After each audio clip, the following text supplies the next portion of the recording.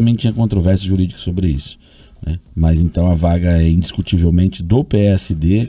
Em casos, confirmando a perda de mandato do Éder Borges, vai assumir aí o Mestre Pop. É grande o Mestre Pop, hein? É grande. É grande, o homem é grande. 7h10. Repita. 7h10, pauta 3, uma polêmica grande, hein? O governo aqui do Paraná prevê perdas de 6 bilhões com projeto que limita a alíquota do ICMS sobre combustíveis, transportes, energia e telecomunicações. A proposta passou pela Câmara e agora vai ser analisada pelo Senado. Hoje os estados têm liberdade para definir o imposto, porém o texto aprovado pelos deputados federais reduz o ICMS cobrado para 17%. Por conta desse novo limite, a estimativa da Secretaria Estadual da Fazenda é uma perda de receita em 6 bilhões e 300 milhões de reais, isso só no Paraná. Conforme o governo, desse total, 2 bilhões com a retirada do imposto sobre o combustível, mais 2 bilhões de reais em energia elétrica e 610 milhões de reais em telecomunicações, além de 1 bilhão 390 milhões sobre tarifas de uso de transmissão e distribuição de energia elétrica. Segundo a Cefa, a queda na arrecadação vai impactar também os recursos que são divididos entre municípios e direcionados para áreas de educação e saúde. O Poder Executivo destaca que o impacto nos municípios seria de em torno de 1 bilhão de reais, que deixariam de receber a cota parte aí atual desse imposto. Além disso, a perda para a educação seria de 1,4 bilhão e para a saúde de 566 milhões de reais. A Cefa ainda informou que os demais poderes também terão impacto no repasse de recursos estaduais, como o Legislativo, que vai receber menos 236 milhões de reais, o Judiciário, menos 448 milhões e o Ministério Público, 193 milhões de reais a menos. O texto aprovado pela Câmara ainda gera muita discussão e terá que ser votado também pelo Senado. Os defensores da proposição acreditam que a redução da alíquota poderá impactar na redução do preço do combustível e da energia elétrica, por exemplo. O economista Cláudio Shimoyama defende essa imposição do limite do imposto cobrado pelos estados e ressalta que o governo precisa aprender a economizar e cortar custos para otimizar a gestão pública. Eu acho que a transparência é importante, entender que a gestão pública precisa fazer sua parte. Como as empresas fizeram no momento da pandemia, como a gente diz, cortando a própria parte da carne, o governo tem que entender que se diminui de um lado, ele tem que cortar de outro lado, né? Acho que a relação da gestão pública está aí, né? A arrecadação diminui, mas ele tem também itens que ele pode cortar que são dispensáveis numa gestão.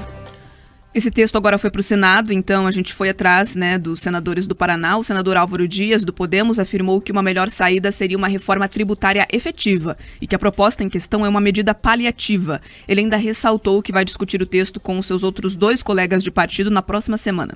Para um parlamentar é muito difícil ficar contra o limite de imposto, porque a carga tributária é muito pesada. Esse é o discurso de sempre, não é? Agora, como não há uma reforma tributária abrangente, simplificadora, modernizadora, que tribute menos no consumo e mais na renda, nós ficamos sujeitos a estes remendos a uma colcha de retalho. O governo deveria adotar outras providências, isso de longo prazo, evidentemente. Nós vamos reunir a nossa bancada do Podemos na próxima semana para uma decisão. Não conversei ainda com os colegas senadores do partido e na próxima semana devemos nos reunir para tomar uma decisão.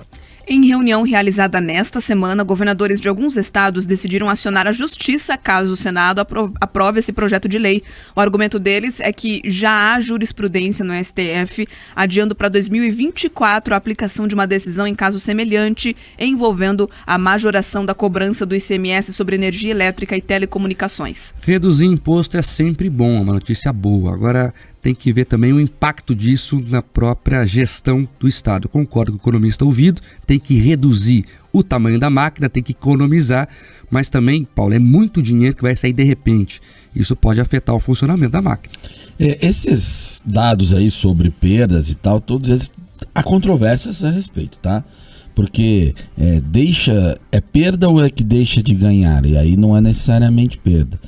Quanto foi que se arrecada mais com a alta dos combustíveis, tá? Você arrecadar 20% sobre gasolina R$3 é uma coisa, 20% sobre gasolina R$7 É outra coisa bem interessante, considerando que praticamente as despesas correntes elas estão congeladas, como salários, o aumento de funcionários e tal, porque houve até inclusive legislação sobre isso, né? Então o governo passou a fazer ajuste fiscal também com a inflação, ou os governos. Você quer fazer uma observação, Bia? Sim, o superávit do governo do estado do Paraná, por conta também desse aumento da gasolina em arrecadação, esse ano foi de 7 bilhões e 22 milhões de reais. Então. Só combustível, né? E aí eu tô falando geral. de forma geral, não tô nem apontando sobre o governo do Paraná, tá? Tô falando de forma geral. E aí a discussão dessa PEC, que é importante, ela não é sobre a alíquota, ela é sobre a essencialidade. Porque houve há pouco uma decisão do Supremo Tribunal Federal que limitou a cobrança de ICMS sobre aquilo que é essencial. A alíquota pode variar entre 17% e 18%.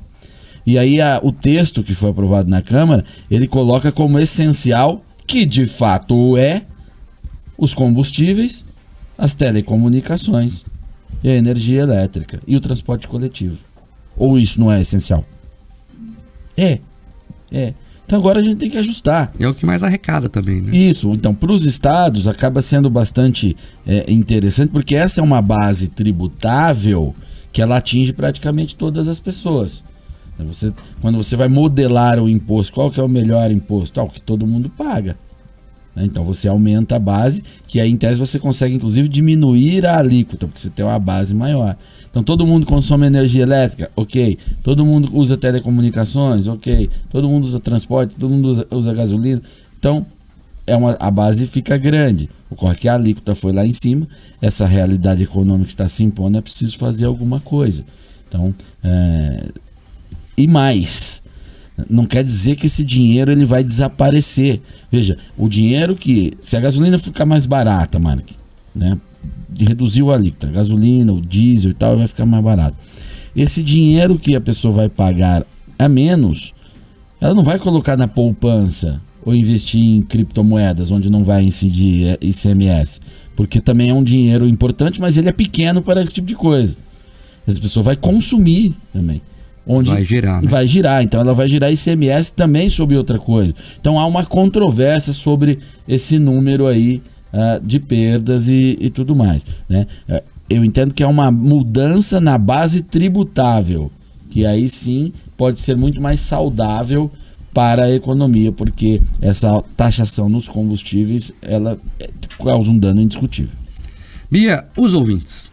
Vamos com as participações, muitas pessoas mandando mensagem. Eu lembro que vocês podem interagir deixando a opinião pelo WhatsApp. O telefone é o 984181071, 984181071, código de área, o DDD 41, para quem não for de Curitiba. Mande também sua opinião pelo YouTube Jovem Pan Grupo RIC, o nosso canal. Não se esquece de se inscrever, clicar no sininho de notificações para sempre ser lembrado quando o Jornal da Manhã Paraná estiver ao vivo. Sobre todos esses processos que a gente falou aqui no começo do jornal lá na Câmara de Curitiba, o Marcos Aparecido Moreira disse que a lei de ficha limpa está em vigor e que se ele tem condenação em segunda instância, tem que perder o mandato sim.